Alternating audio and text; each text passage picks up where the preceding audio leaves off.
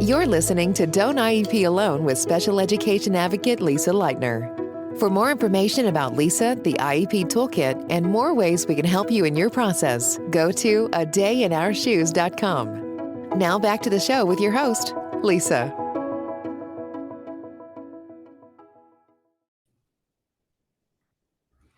Good morning, or whenever you're listening to this.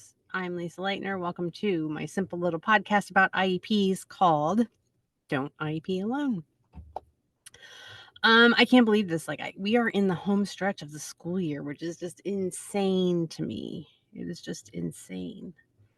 So let's just talk a little bit about ESY. I know I talk about it a lot in the spring, but by now you should have your ESY plan shored up. You should know if your child is going or not. You should know what is going to happen in that program.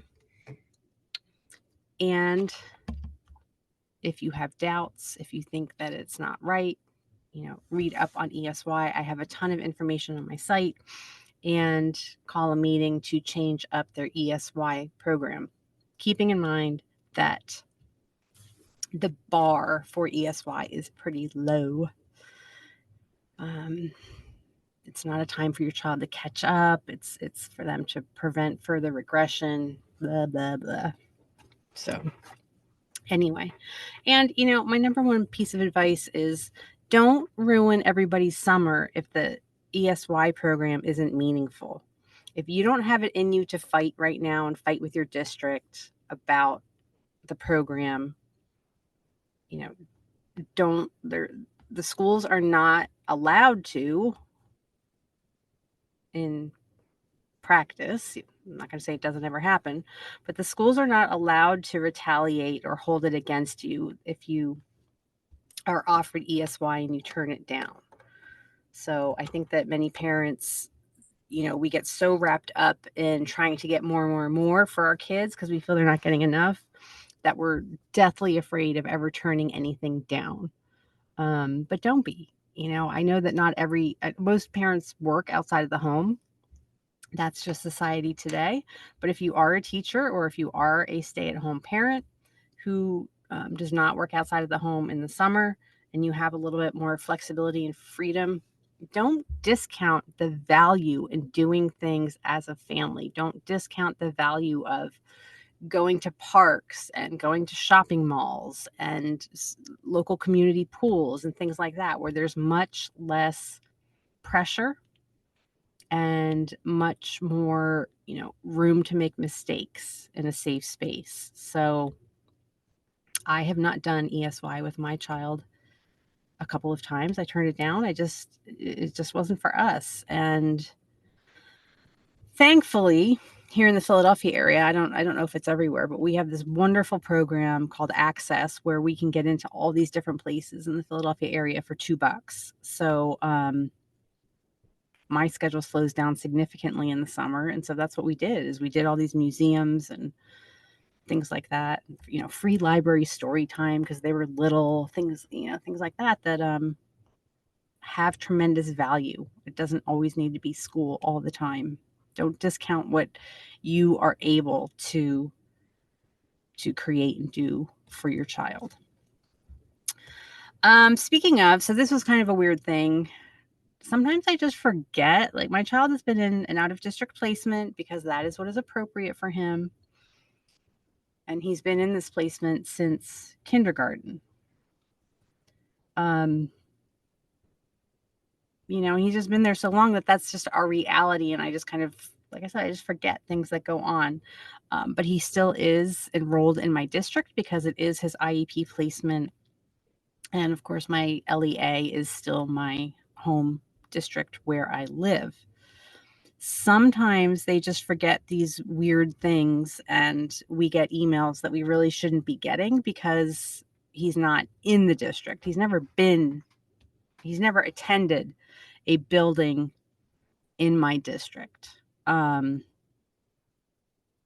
so, again, we get these emails once in a while that they're not relevant to us. No big deal. Just usually delete them. But the past week, I got 2 that were a little bit harder to take, because one was reminding me that I hadn't ordered his cap and gown yet.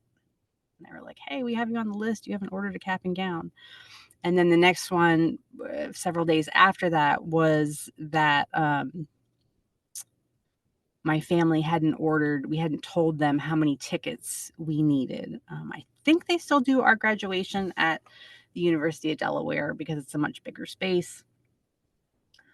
And anyway, so they said, like, hey, you didn't order your tickets yet. How many do you need? So both of those things just kind of, they just hit a certain way, particularly the first one, because I've been very wrapped up in this whole adult thing, because when you're significantly disabled, being an adult is no joke. And like, we had all these things that we were trying to make happen. And one of them is that he has an upcoming surgery, and as should be the case, as parents, you're not, or as citizens of the United States, you're not allowed to just sign people up for surgery if they can't speak and consent to the surgery themselves. So we had to get the full guardianship, including surgeries, before we could schedule the surgery. And we're also on wait lists. And I'm working with a guy who's an activist author in this area, in this niche, and he has set up some pretty cool stuff in Kennett Square for kids or young adults with significant needs. So I've been working with him to lay the groundwork for when Kevin's an adult. So I've just been busy with the adult work, and it never dawned on me that even though he's an adult, that, oh wow, if he wasn't disabled, if he didn't have this chromosome disorder, he would be graduating high school next month. So I don't know. It's just most of the milestones don't bother me. It is just kind of weird when one does. His younger brother, 2 months ago-ish, month ago, 6 weeks ago, whatever, something. His younger brother got his driver's permit a couple of months ago. And I thought that would bother me more, that, he's learning to drive. And it didn't. It really didn't. It was just kind of well, of course he's not getting a driver's license. He has 50 seizures a day. And that's not even the least of it. His motor planning and his vision's poor. He can't drive. He's never going to drive. Right now I sound like RFK. He's never going to drive a car. But the thing is that he's never going to drive a car, but that's okay. Not everybody has to drive a car. My grandmother didn't get her license until I think she was in her 30s because they didn't let women drive. But anyway, yeah, so those 2 emails about the cap and gown and the graduation tickets, they just kind of hit a weird way.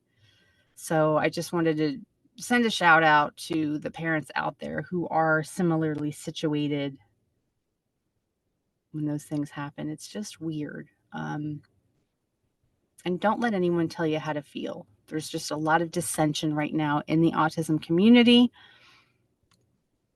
I believe that it's RFK who's making it worse. There already was a big divide between, I'm just going to say it, the perceived higher functioning adults and the perceived lower functioning adults. And among the things that they're arguing about is whether or not you can even use the words high functioning, low functioning.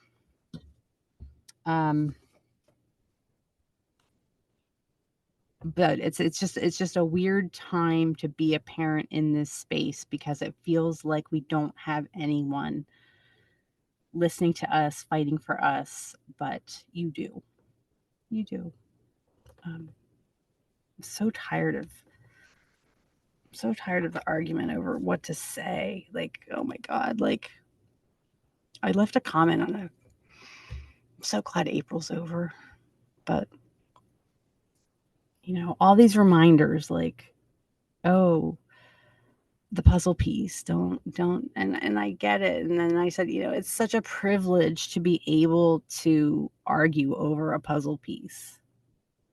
It's just such performative advocacy. And then someone says, well, see, and then when you say that, you're really not listening, because the puzzle piece is about not listening to autistics, and you're not even listening to autistics when they say this, and you're saying that it's performative. But I will argue all day long, if the only advocacy you do is on social media, then that is performative.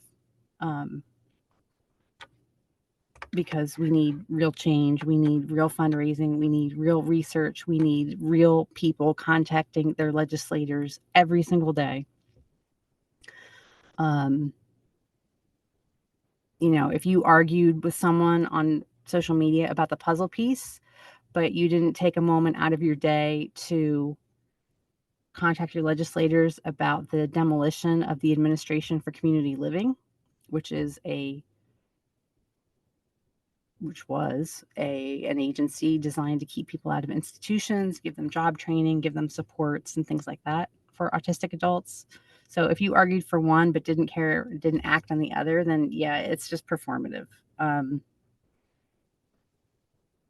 Social media, I think we all agree at this point, is a blessing and a curse. It can be a great way to get information out, but if that's the only thing you're doing, then that's not really advocacy. And I'd argue that if you can argue on social media, then you certainly can find your people and send an email or make a phone call. Even comment on their page. Anyway, so that was April. It's over. We're into May. I have a lot of great stuff happening in May. I have 2 free webinars coming up on May 2nd, but I think that this podcast will be published after that. Hopefully you saw it on my site. My friend Katie is doing her life skills virtual camp again. This is the 4th year. She started it right after I guess we were still in the pandemic then. But Life Skills Now, I have information in the show notes about that. That starts, I think, the first week of June, but registration is going on now, and it's a free life skills camp, virtual. And from what I understand, I attended like a couple of them last year or the year before, but it's some pretty amazing stuff. And it's for all abilities. I know in this space, when we hear life skills, we hear like a certain thing. But it is all abilities, like things like checking your oil and changing a tire. If you have your kids with social anxiety, I know there's one on making a phone call, which is getting to be a lost art. Making a phone call. Nobody talks on the phone anymore. So that's that. So the Life Skills Now registration is going on now. Free webinar going on now. I am also updating the toolkit. I am working on those letter templates. I am saying it out loud. I am putting it in writing so that I am holding my own feet to the fire as far as getting this done, rather than just saying out loud, like, yeah, I'm going to revise and update the toolkit this spring. Like, no, I'm actually going to do it. So that's that. And present levels for the teachers out there. As you know, I have a couple of really great mini courses. The 2 most popular ones for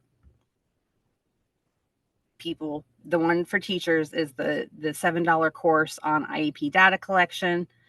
The parent popular mini course is progress monitoring and how to understand IEP progress monitoring. But I am going to work on one, how to write IEP present levels. I've heard from so many teachers that they really struggle with that, particularly the gen ed teachers who have to contribute their component. So that will be added to the teacher toolkit. I'm going to work on the parent toolkit first, then the teacher toolkit, but they both really should be done by July 4. So that's exciting. The other thing is I am working on a bonus. If you buy my book, which is #1 in its category in Amazon right now, by the way, I'm working on a bonus. So hang on to your receipt and you will be getting a free mini course when you do that. Okay. So I think that's all I have for today. I know it was a lot of mishmashy stuff. Check on your ESY.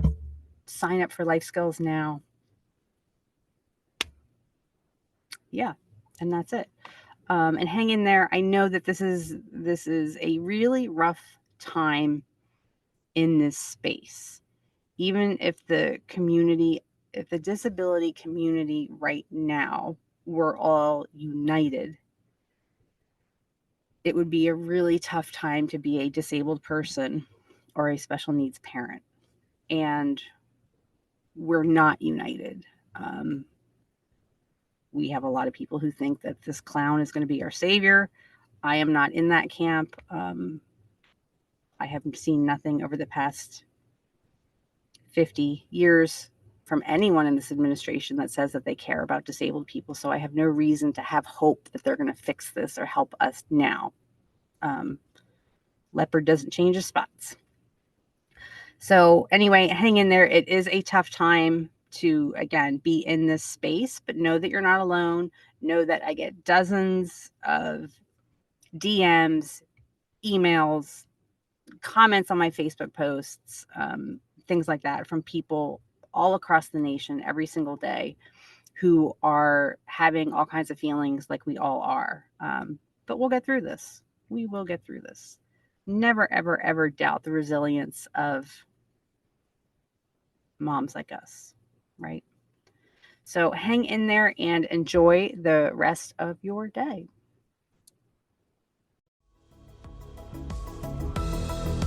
Thank you for listening to Don't IEP Alone with special education advocate Lisa Lightner. We're so glad you've joined us and would love to connect with you outside of the show. For more information about Lisa, the IEP Toolkit, and more ways we can help you in your process, go to adayinourshoes.com. From self-care tips to common IEP mistakes, there's even more to explore. Don't forget to rate and review the podcast and subscribe to never miss an episode. Until next time, don't IEP alone, and you don't have to.